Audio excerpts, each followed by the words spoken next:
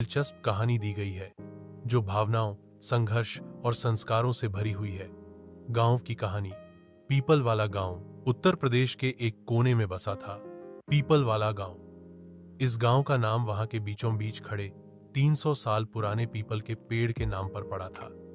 कहते हैं कि वो पेड़ सिर्फ पेड़ नहीं था, गांव की आत्मा था। गांव की मिट्टी सोना उगाती थी और लोग सीधे सादे दिल के थे। हर सुबह खेतों में हल चलाने की आवाज और मंदिर की घंटियां एक अलग ही शांति का अनुभव देती थीं। गांव में एक बुजुर्ग थे, दादा रामचंद्र। गांव के सबसे बुजुर्ग और समझदार व्यक्ति। लोग उन्हें चलता फिरता ज्ञानकोश कहते थे। उनके पास हर समस्या का हल होता। लेकिन बदलाव की आंधी धीरे धीरे गांव की शांति को तोड़ने लगी। शहर से एक बिल्डर आया, मिश्रा साहब। उसने गांव के सरपंच को बहला फुसलाकर गांव की जमीन खरीदने की योजना बनाई।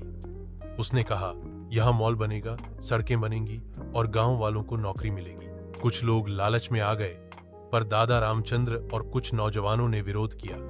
गांव की पंचायत बुलाई गई। पंचायत के दिन पीपल के पेड़ के नीचे गांव इकट्ठा हुआ। दादा रामचंद्र बोले, अगर इस जमीन पर मॉल बनेगा तो तुम नौकरी पाओगे, लेकिन अपनी मिट्टी खो दोगे। ये जमीन तुम्हारी मां है, क्या कोई अपनी मां को बेचता है? उनके शब्दों में ऐसी ताकत थी कि पूरे गांव ने एक सुर में निर्णय लिया, हम अपनी जमीन नहीं बेचेंगे। बिल्डर लौट गया, लेकिन गांव में एक नई चेतना जग गई। नौजवानों ने मिलकर एक छोटी फैक्ट्री डाली, जिसमें गांव की महिलाएं अचार और पापड़ बनाकर शहर भेजने लगी। स्कूल में नई लाइब्रेरी बनी और गांव में इंटरनेट आ गया। लेकिन आत्मा वही रही। पीपल का पेड़ आज भी वहीं खड़ा है और उसकी छांव में बच्चे खेलते हैं, बूढ़े किस्से सुनाते हैं और हर कोई जानता है गांव की असली ताकत उसकी एकता और मिट्टी से प्यार में है।